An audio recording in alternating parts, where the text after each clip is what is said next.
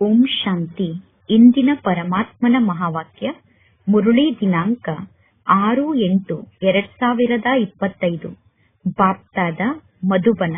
ಮಧುರ ಮಕ್ಕಳೇ, ಎಷ್ಟು ಸಮಯ ಸಿಗುತ್ತದೆಯೋ ಅಷ್ಟು ಸಮಯ ಏಕಾಂತದಲ್ಲಿ ಹೋಗಿ ಕುಳಿತು ನೆನಪಿನ ಯಾತ್ರೆಯಲ್ಲಿ ಸ್ಥಿತಾಗಿ ಯಾವಾಗ ನೀವು ಗುರಿಯನ್ನು ತಲುಪುತ್ತೀರೋ ಆಗ ನಿಮ್ಮ ಈ ಯಾತ್ರೆ ಪೂರ್ಣ ಆಗುತ್ತದೆ. ಇಂದಿನ ಪ್ರಶ್ನೆಯಾಗಿದೆ, ಸಂಗಮ ಯುಗದಲ್ಲಿ ಪರಮಾತ್ಮ ತಂದೆ ತಮ್ಮ ಮಕ್ಕಳಲ್ಲಿ ಯಾವ ಗುಣವನ್ನು ತುಂಬುತ್ತಾರೆ? ಅರ್ಧ ಕಲ್ಪದವರೆಗೂ ಆ ಗುಣ ನಿಮ್ಮ ಜೀವನದಲ್ಲಿ ಇರುತ್ತದೆ. ಅಂದರೆ ಅರ್ಧ ಕಲ್ಪದವರೆಗೂ ಆ ಗುಣ ನಿಮ್ಮಲ್ಲಿ ನಡೆದುಕೊಂಡು ಬರುತ್ತದೆ. ಉತ್ತರ ಪರಮಾತ್ಮ ತಂದೆ ತಿಳಿಸುತ್ತಾರೆ, ಹೇಗೆ ತಂದೆಯಾದ ನಾನು ಅತಿ ಮಧುರ ಆಗಿದ್ದೇನೋ ಅದೇ ರೀತಿ ಮಕ್ಕಳಾದ ನಿಮ್ಮನ್ನೂ ಕೂಡ ಅತಿ ಮಧುರರನ್ನಾಗಿ ಮಾಡುತ್ತೇನೆ. ದೇವತೆಗಳು ಬಹಳಷ್ಟು ಮಧುರರಾಗಿದ್ದಾರೆ. ಈಗ ಮಕ್ಕಳಾದ ನೀವು ಮಧುರರಾಗುವುದಕ್ಕೋಸ್ಕರ ಪುರುಷಾರ್ಥವನ್ನು ಮಾಡುತ್ತಿದ್ದೀರಾ. ಯಾರು ಅನೇಕರ ಕಲ್ಯಾಣವನ್ನು ಮಾಡುತ್ತಾರೋ, ಯಾರಲ್ಲಿ ಯಾವುದೇ ಪ್ರಕಾರದ ಅಸುರಿ ವಿಚಾರ ಇಲ್ಲವೋ ಅವರೇ ಮಧುರರಾಗಿದ್ದಾರೆ. ಅಂತವರಿಗೆ ಶ್ರೇಷ್ಠ ಪದವಿ ಸಿಗುತ್ತದೆ. ನಂತರ ಅವರ ಪೂಜೆ ಕೂಡ ನಡೆಯುತ್ತದೆ. ಓಂ ಶಾಂತಿ. ಪರಮಾತ್ಮ ತಂದೆ ಕುಳಿತು ತಿಳಿಸುತ್ತಾರೆ, ಆತ್ಮ ಶರೀರಕ್ಕೆ ಮಾಲೀಕ ಆಗಿದೆ. ನಾನು ಆತ್ಮ ಆಗಿದ್ದೇನೆ ಎಂದು ಮೊದಲು ನೀವು ತಿಳಿದುಕೊಳ್ಳಬೇಕು. ಏಕೆಂದರೆ ಈಗ ಮಕ್ಕಳಿಗೆ ಜ್ಞಾನ ಪ್ರಾಪ್ತಿಯಾಗಿದೆ. ಮೊಟ್ಟ ಮೊದಲು ಸ್ವಯಂ ಅನ್ನು ಆತ್ಮ ಎಂದು ತಿಳಿದುಕೊಳ್ಳಬೇಕು.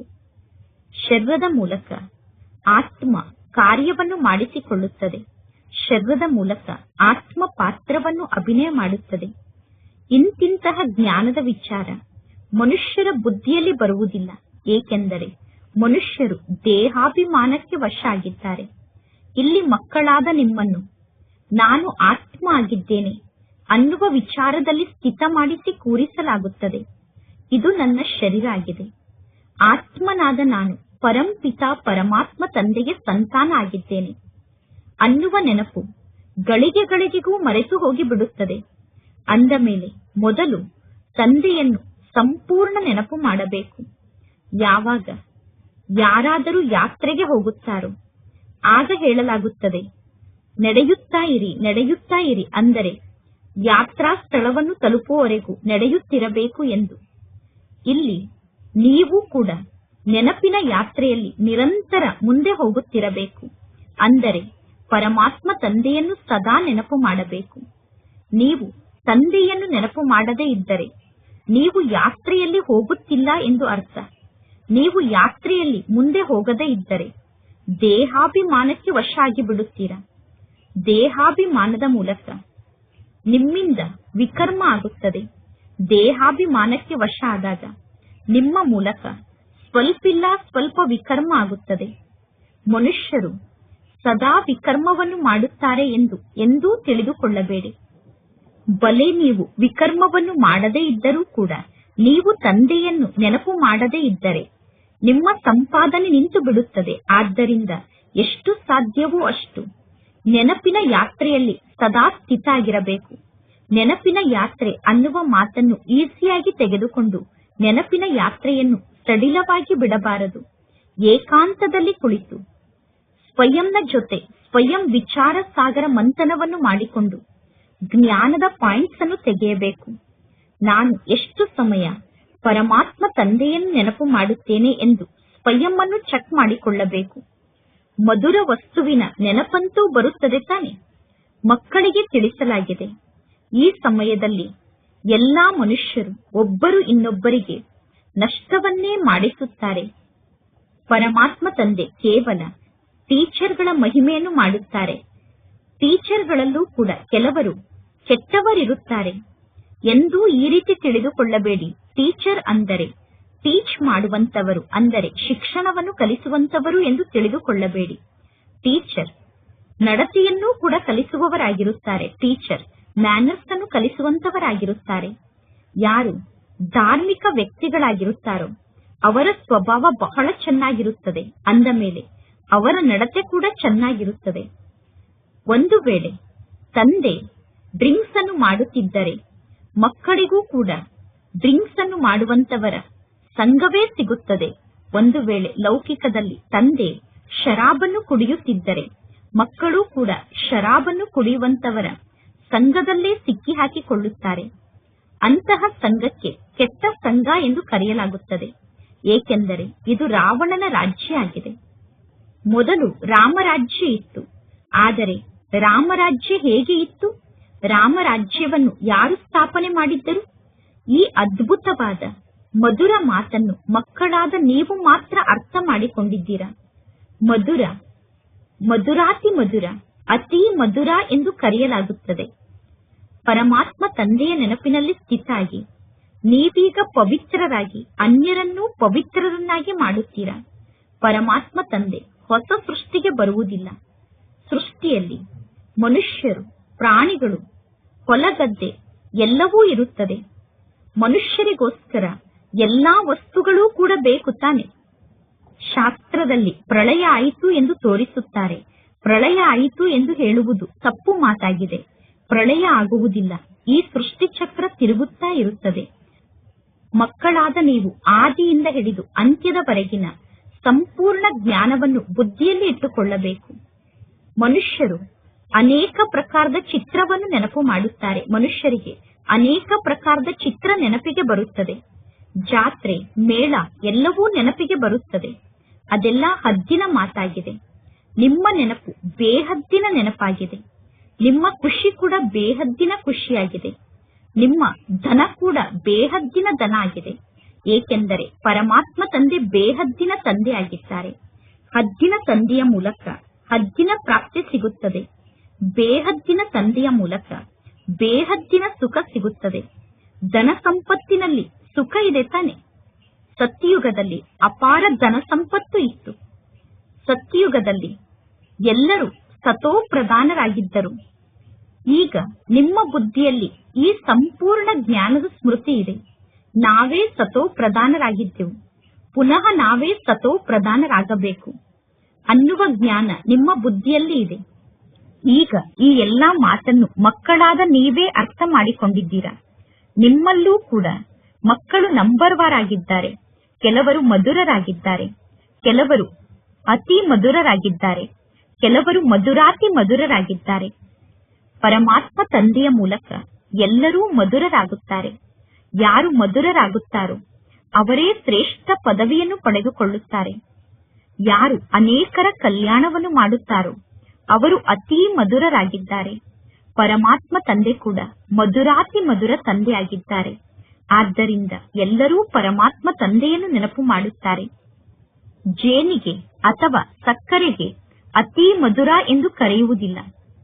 ಮನುಷ್ಯರ ನಡತೆಯನ್ನು ನೋಡಿ ಮಧುರರು ಎಂದು ಕರೆಯಲಾಗುತ್ತದೆ. ಸ್ವೀಟ್ ಚೈಲ್ಡ್ ಎಂದು ಹೇಳುತ್ತಾರೆ ತಾನೆ, ಮಧುರ ಮಗು ಎಂದು ಕರೆಯುತ್ತಾರೆ. ಸತ್ಯುಗದಲ್ಲಿ ಯಾವುದೇ ಪ್ರಕಾರದ ಅಸುರಿ ಮಾತು ಇರುವುದಿಲ್ಲ. ಈಗ ನೀವು ಶ್ರೇಷ್ಠ ಪದವಿಯನ್ನು ಪಡೆದುಕೊಳ್ಳುತ್ತೀರಾ. ಯಾರು ಬಹಳಷ್ಟು ಶ್ರೇಷ್ಠ ಪದವಿಯನ್ನು ಪಡೆದುಕೊಳ್ಳುತ್ತಾರೋ ಅವರು ಅವಶ್ಯವಾಗಿ ಇಲ್ಲಿ ಪುರುಷಾರ್ಥವನ್ನು ಮಾಡಿರಬೇಕು.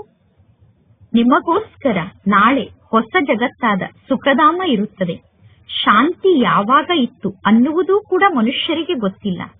ವಿಶ್ವದಲ್ಲಿ ಶಾಂತಿ ಸ್ಥಾಪನೆ ಆಗಬೇಕು ಎಂದು ಎಲ್ಲರೂ ಹೇಳುತ್ತಾರೆ. ಈಗ ನಿಮಗೆ ಗೊತ್ತಿದೆ, ಮೊದಲು ವಿಶ್ವದಲ್ಲಿ ಶಾಂತಿ ಇತ್ತು. ಈಗ ಪುನಃ ನಾವು ವಿಶ್ವದಲ್ಲಿ ಶಾಂತಿಯನ್ನು ಸ್ಥಾಪನೆ ಮಾಡುತ್ತಿದ್ದೇವೆ.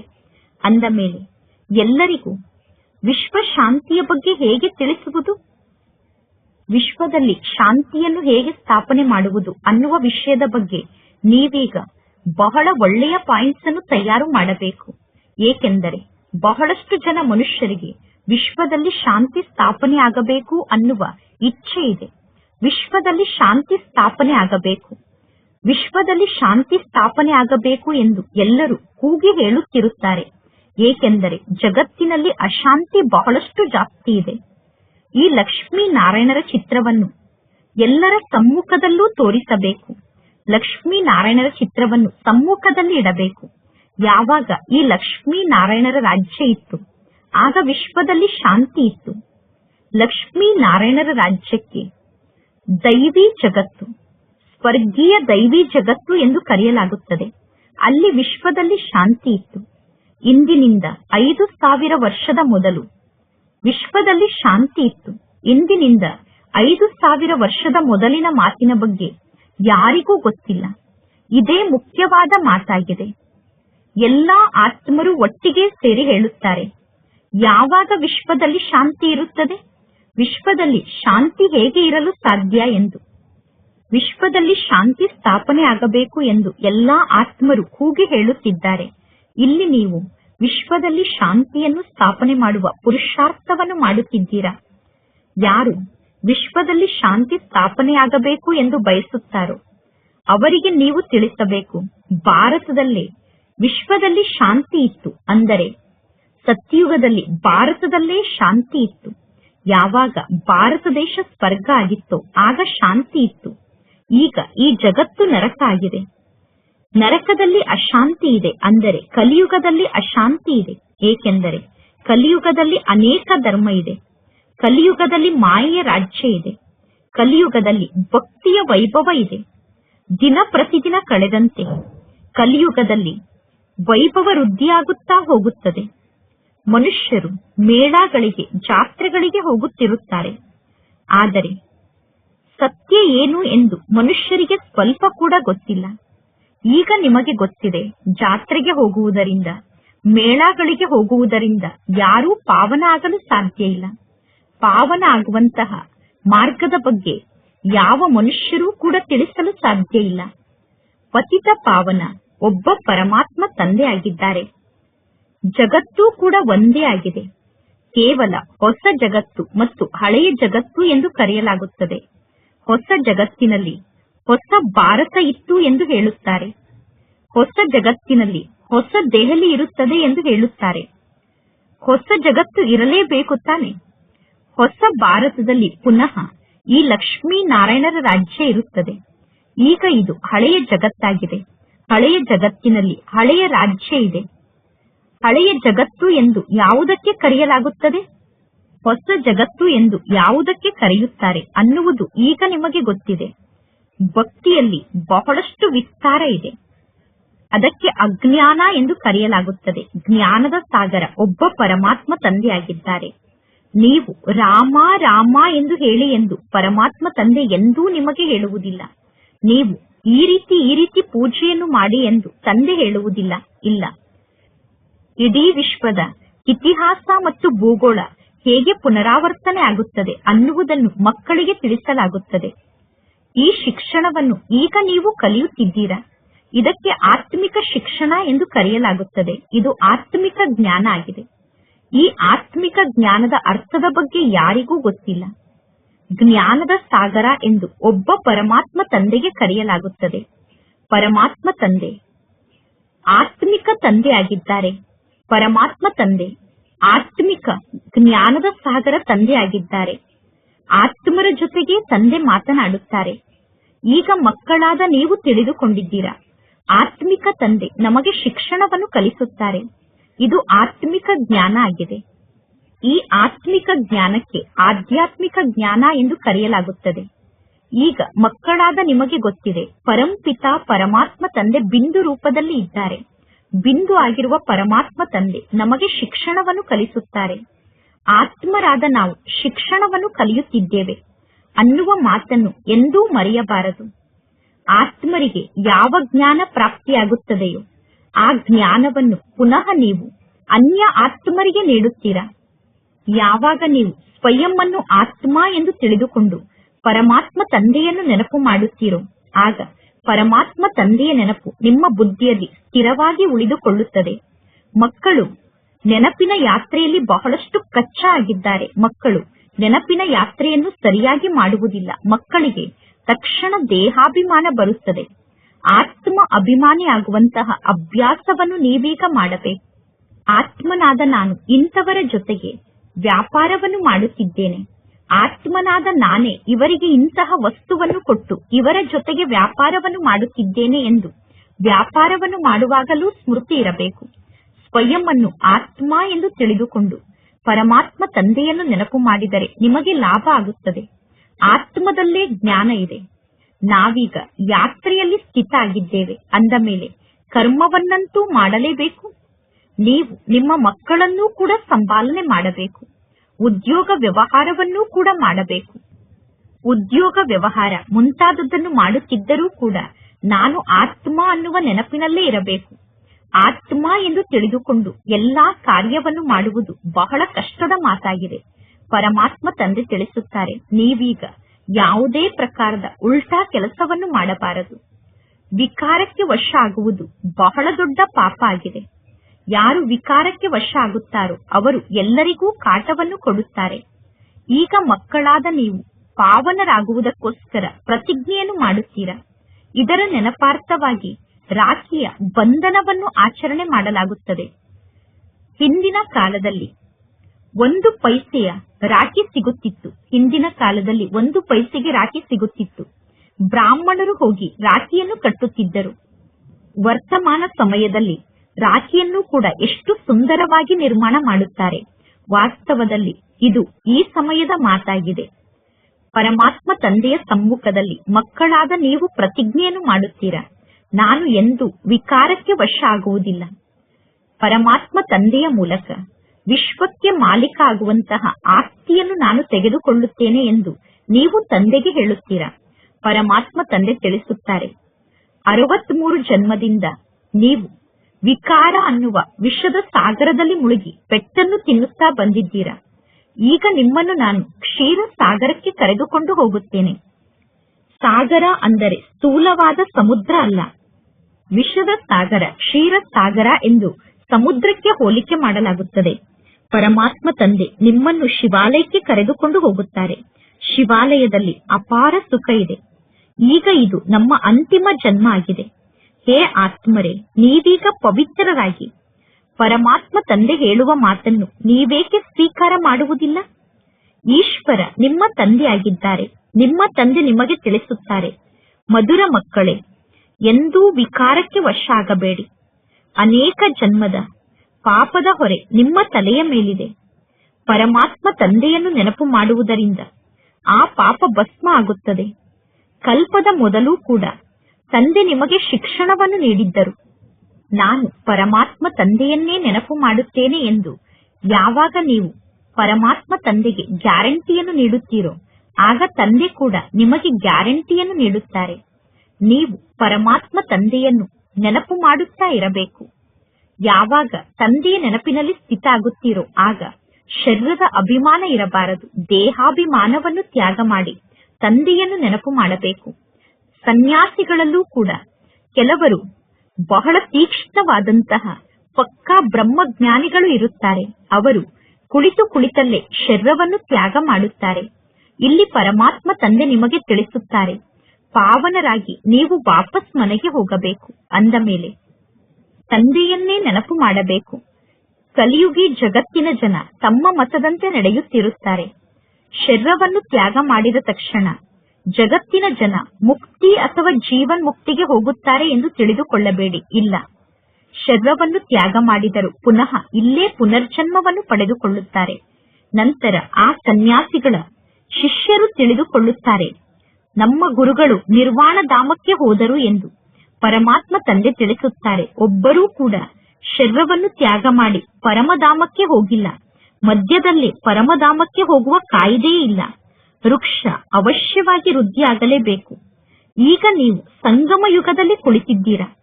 ಇನ್ನು ಉಳಿದ ಎಲ್ಲಾ ಮನುಷ್ಯರು ಕಲಿಯುಗದಲ್ಲಿ ಇದ್ದಾರೆ. ನೀವೀಗ ದೈವಿ ಸಂಪ್ರದಾಯದವರಾಗುತ್ತಿದ್ದೀರಾ.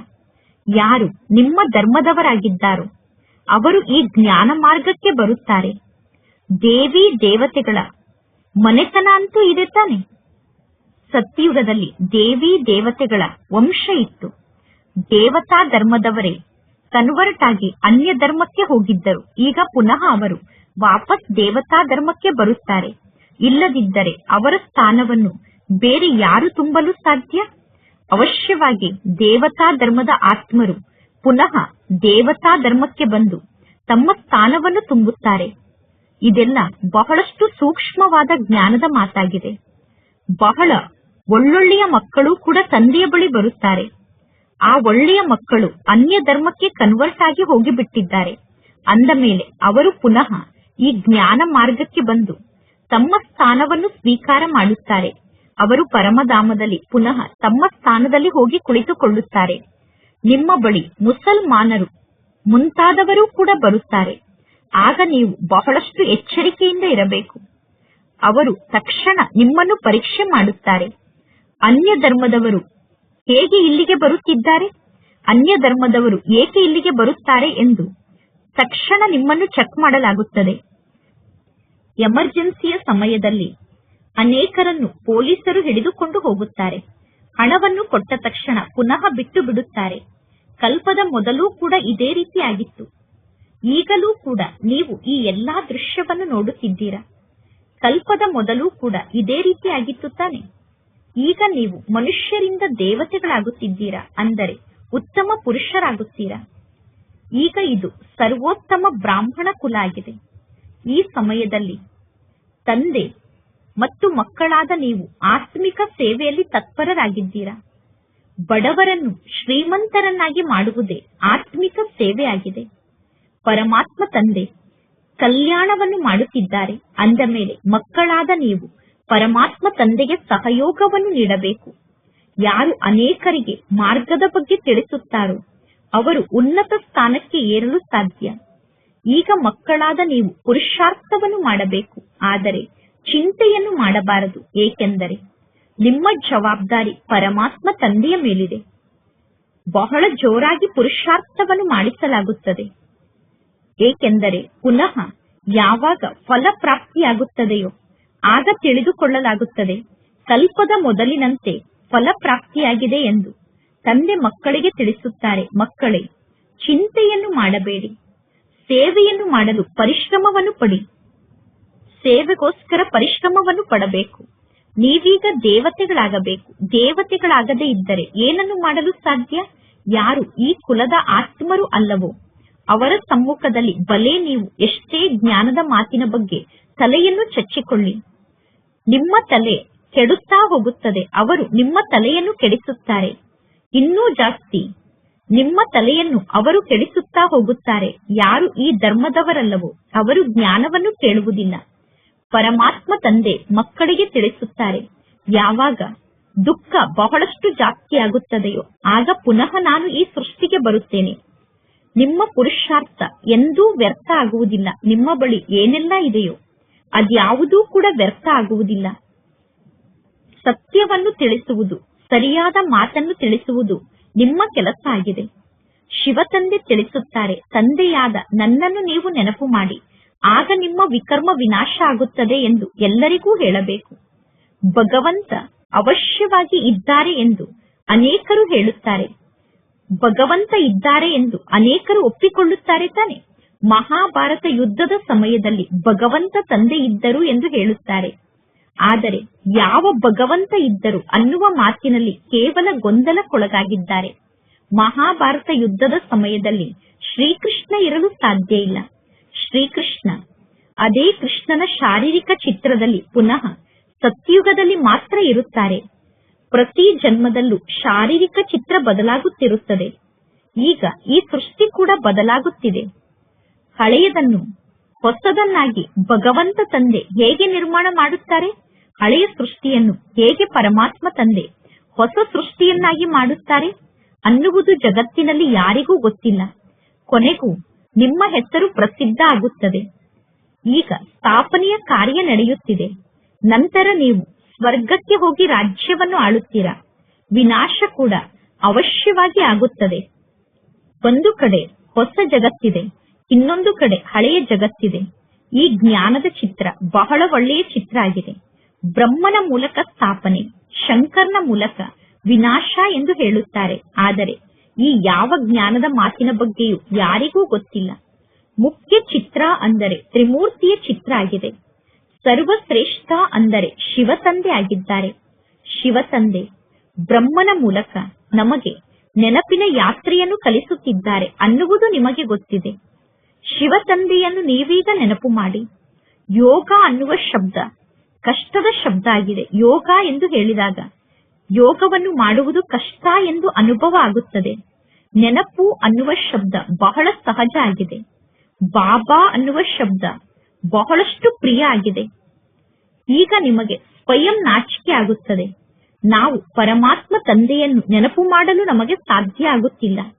ತಂದೆಯನ್ನು ನೆನಪು ಮಾಡುವುದರಿಂದ ವಿಶ್ವದ ರಾಜ್ಯಭಾಗ್ಯ ಸಿಗುತ್ತದೆ. ಆದರೆ ಅಂತಹ ತಂದೆಯನ್ನು ನನಗೆ ನೆನಪು ಮಾಡಲು ಸಾಧ್ಯ ಆಗುತ್ತಿಲ್ಲ ಎಂದು ನಿಮಗೆ ನಾಚಿಕೆ ಆಗುತ್ತದೆ.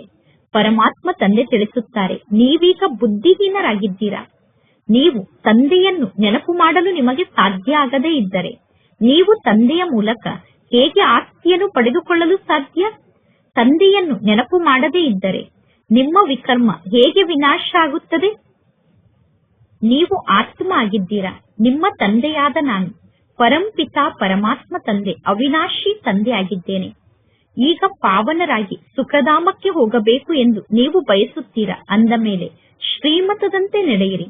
ತಂದೆಯಾದ ನನ್ನನ್ನು ನೀವು ನೆನಪು ಮಾಡಿ, ಆಗ ನಿಮ್ಮ ವಿಕರ್ಮ ವಿನಾಶ ಆಗುತ್ತದೆ. ತಂದೆಯನ್ನು ನೆನಪು ಮಾಡದೇ ಇದ್ದರೆ ನಿಮ್ಮ ವಿಕರ್ಮ ಹೇಗೆ ವಿನಾಶ ಆಗಲು ಸಾಧ್ಯ? ಒಳ್ಳೆಯದು.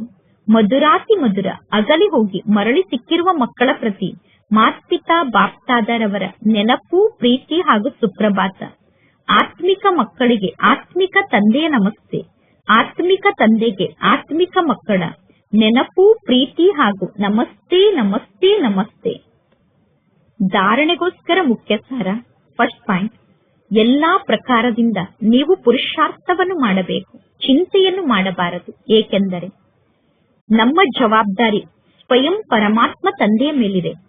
ಪರಮಾತ್ಮ ತಂದೆ ಸ್ವಯಂ ನಮ್ಮ ಜವಾಬ್ದಾರಿಯನ್ನು ತೆಗೆದುಕೊಂಡಿದ್ದಾರೆ. ಅಂದ ಮೇಲೆ ನಮ್ಮ ಬಳಿ ಇರುವಂತಹ ಯಾವ ವಸ್ತುವು ವ್ಯರ್ಥ ಆಗಲು ಸಾಧ್ಯ ಇಲ್ಲ. ನಮ್ಮದೇನೂ ಕೂಡ ವ್ಯರ್ಥ ಆಗಲು ಸಾಧ್ಯ ಇಲ್ಲ. ಸೆಕೆಂಡ್ ಪಾಯಿಂಟ್, ಪರಮಾತ್ಮ ತಂದೆಯ ಸಮಾನ ಬಹಳಷ್ಟು ಮಧುರರಾಗಬೇಕು, ಅನೇಕರ ಕಲ್ಯಾಣವನ್ನು ಮಾಡಬೇಕು. ಈ ಅಂತಿಮ ಜನ್ಮದಲ್ಲಿ ಅವಶ್ಯವಾಗಿ ಪವಿತ್ರರಾಗಬೇಕು. ಉದ್ಯೋಗ ವ್ಯವಹಾರವನ್ನು ಮಾಡುತ್ತಿದ್ದರೂ ಕೂಡ ನಾನು ಆತ್ಮನಾಗಿದ್ದೇನೆ ಅನ್ನುವ ಅಭ್ಯಾಸವನ್ನು ಮಾಡಬೇಕು. ಇಂದಿನ ವರದಾನ ಆಗಿದೆ. ಪ್ರವೃತ್ತಿಯ ವಿಸ್ತಾರದಲ್ಲಿ ಇದ್ದರೂ ಕೂಡ ಸೂಕ್ಷ್ಮ ದೇವತಾ ಸ್ವರೂಪದ ಸಾಕ್ಷಾತ್ಕಾರವನ್ನು ಮಾಡಿಸುವಂತಹ ಸಾಕ್ಷಾತ್ಕಾರ ಮೂರ್ತಿಗಳಾಗಿ, ಪ್ರವೃತ್ತಿಯ ವಿಸ್ತಾರದಲ್ಲಿ ಇದ್ದರೂ ಕೂಡ ವಿಸ್ತಾರವನ್ನು ಸಂಕ್ಷಿಪ್ತಗೊಳಿಸಿ ಭಿನ್ನ ಸ್ಥಿತಿಯಲ್ಲಿ ಸ್ಥಿತ ಆಗುವ ಅಭ್ಯಾಸವನ್ನು ಮಾಡಿ. ಅಂದರೆ ಉಪ್ರಾಮ್ ಸ್ಥಿತಿಯಲ್ಲಿ ಇರುವ ಅಭ್ಯಾಸವನ್ನು ಮಾಡಿ. ಈಗೀಗ ಸ್ಥೂಲ ಕಾರ್ಯವನ್ನು ಮಾಡುತ್ತಿದ್ದೇನೆ, ಈಗೀಗ ಅಶರೀರಿ ಆಗಿದ್ದೇನೆ ಅನ್ನುವ ಅಭ್ಯಾಸ ಸೂಕ್ಷ್ಮ ದೇವತಾ ಸ್ವರೂಪದ ಸಾಕ್ಷಾತ್ಕಾರವನ್ನು ಮಾಡಿಸುತ್ತದೆ. ಶ್ರೇಷ್ಠ ಸ್ಥಾನದಲ್ಲಿ ಸ್ಥಿತ ಆದಾಗ ಸಣ್ಣ ಸಣ್ಣ ಮಾತುಗಳು ವ್ಯಕ್ತ ಭಾವದ ಮಾತಾಗಿದೆ ಎಂದು ಅನುಭವ ಆಗುತ್ತದೆ. ಬಹಳ ಉನ್ನತ ಸ್ಥಾನಕ್ಕೆ ಹೋದಾಗ ಕನಿಷ್ಠತನ ತನ್ನಷ್ಟಕ್ಕೆ ತಾನೇ ಸಮಾಪ್ತಿಯಾಗುತ್ತದೆ. ಅಂದರೆ ಬಹಳ ಎತ್ತರಕ್ಕೆ ಹೋದಾಗ ಕೆಳಗಿನ ವಸ್ತುಗಳು ತನ್ನಷ್ಟಕ್ಕೆ ತಾನೇ ದೂರ ಆಗುತ್ತದೆ ಮತ್ತು ಪರಿಶ್ರಮದಿಂದ ನೀವು ಸ್ವಯಂ ಸುರಕ್ಷಿತರಾಗಿ ಬಿಡುತ್ತೀರಾ. ನಿಮ್ಮ ಸಮಯ ಕೂಡ ಉಳಿತಾಯ ಆಗುತ್ತದೆ. ಸೇವೆ ಕೂಡ ತೀವ್ರ ಗತಿಯಿಂದ ನಡೆಯುತ್ತದೆ. ನಿಮ್ಮ ಬುದ್ಧಿ ಎಷ್ಟು ವಿಶಾಲ ಆಗುತ್ತದೆ ಅಂದರೆ ಒಂದೇ ಸಮಯದಲ್ಲಿ ನೀವು ಯಾವ ಕಾರ್ಯವನ್ನು ಬೇಕಾದರೂ ಆಗ ಮಾಡಲು ನಿಮಗೆ ಸಾಧ್ಯ ಆಗುತ್ತದೆ. ಇಂದಿನ ಸ್ಲೋಗನ್ ಆಗಿದೆ, ಶಾಶ್ವತವಾಗಿ ಖುಷಿ ನಿಮ್ಮ ಜೀವನದಲ್ಲಿ ಇರಬೇಕು ಎಂದು ಬಯಸಿದರೆ ಆತ್ಮ ಅನ್ನುವ ದೀಪದಲ್ಲಿ ಜ್ಞಾನ ಅನ್ನುವ ಎಣ್ಣೆಯನ್ನು ಪ್ರತಿದಿನ ಹಾಕಬೇಕು. ಇಂದಿನ ಅವ್ಯಕ್ತ ಸೂಚನೆಯಾಗಿದೆ. ಸಹಜ ಯೋಗಿಗಳಾಗಬೇಕು ಎಂದು ಬಯಸಿದರೆ ಪರಮಾತ್ಮನ ಪ್ರೀತಿಯ ಅನುಭವವನ್ನು ಮಾಡಿ. ಮಕ್ಕಳಿಗೆ ಪರಮಾತ್ಮ ತಂದೆಯ ಪ್ರೀತಿ ಪ್ರಾಪ್ತಿಯಾಗುತ್ತಿದೆ. ತಂದೆಗೆ ಮಕ್ಕಳ ಬಗ್ಗೆ ಪ್ರೀತಿ ಇದೆ. ಆದ್ದರಿಂದ ತಂದೆ ಸದಾ ಹೇಳುತ್ತಾರೆ, ಮಕ್ಕಳೇ, ನೀವು ಹೇಗಿದ್ದೀರೋ, ನೀವು ಯಾರಾಗಿದ್ದೀರೋ, ನೀವು ಹೇಗೆ ಇದ್ದರು, ಯಾರೇ ಆಗಿದ್ದರು, ನೀವು ನನ್ನ ಮಕ್ಕಳಾಗಿದ್ದೀರಾ ಎಂದು. ಅದೇ ರೀತಿ ನೀವು ಕೂಡ ಸದಾ ಪರಮಾತ್ಮ ತಂದೆಯ ಪ್ರೀತಿಯಲ್ಲಿ ತಲ್ಲೀನರಾಗಿ ಇರಿ, ಪ್ರೀತಿಯಲ್ಲಿ ಲವಲೀನ ಆಗಿರಿ. ತಂದೆಯ ಪ್ರೀತಿಯಲ್ಲಿ ಸಮಾವೇಶ ಆಗಿ ಮನಸ್ಸಿನಿಂದ ಹೇಳಿ, ಬಾಬಾ, ನೀವು ಯಾರಾಗಿದ್ದೀರೋ ಅದೇ ರೂಪದಲ್ಲಿ ನೀವು ನನಗೆ ಸರ್ವಸ್ವ ಆಗಿದ್ದೀರಾ. ಬಾಬಾ, ನೀವೇ ನನಗೆ ಸರ್ವ ಸಂಬಂಧಿ, ಸರ್ವಸ್ವ ಆಗಿದ್ದೀರಾ ಎಂದು ಮನಸ್ಸಿನಿಂದ ತಂದೆಗೆ ಹೇಳಿ. ಎಂದೂ ಕೂಡ ಅಸತ್ಯದ ರಾಜ್ಯದ ಪ್ರಭಾವದಲ್ಲಿ ಸಿಕ್ಕಿ ಹಾಕಿಕೊಳ್ಳಬೇಡಿ. ಶ್ರೇಷ್ಠ ಭಾಗ್ಯವನ್ನು ಬರೆದುಕೊಳ್ಳುವಂತಹ ಲೇಖನಿಯನ್ನು ಪರಮಾತ್ಮ ತಂದೆ ಮಕ್ಕಳ ಕೈಗೆ ಕೊಟ್ಟಿದ್ದಾರೆ. ಶ್ರೇಷ್ಠ ಭಾಗ್ಯದ ರೇಖೆಯನ್ನು ಎಳೆದುಕೊಳ್ಳುವಂತಹ ರೇಖೆಯನ್ನು ತಂದೆ ಮಕ್ಕಳ ಕೈಗೆ ಕೊಟ್ಟಿದ್ದಾರೆ. ಅಂದ ಮೇಲೆ ಈಗ ನೀವು ಎಷ್ಟು ಭಾಗ್ಯವನ್ನು ಬೆಳಗಿಸಿಕೊಳ್ಳಬೇಕು ಎಂದು ಬಯಸುತ್ತೀರೋ ಎಷ್ಟು ಭಾಗ್ಯವನ್ನು ರೂಪಿಸಿಕೊಳ್ಳಬೇಕು ಎಂದು ಬಯಸುತ್ತೀರೋ ಅಷ್ಟು ಭಾಗ್ಯವನ್ನು ರೂಪಿಸಿಕೊಳ್ಳಬಹುದು. ಒಳ್ಳೆಯದು. ಓಂ ಶಾಂತಿ.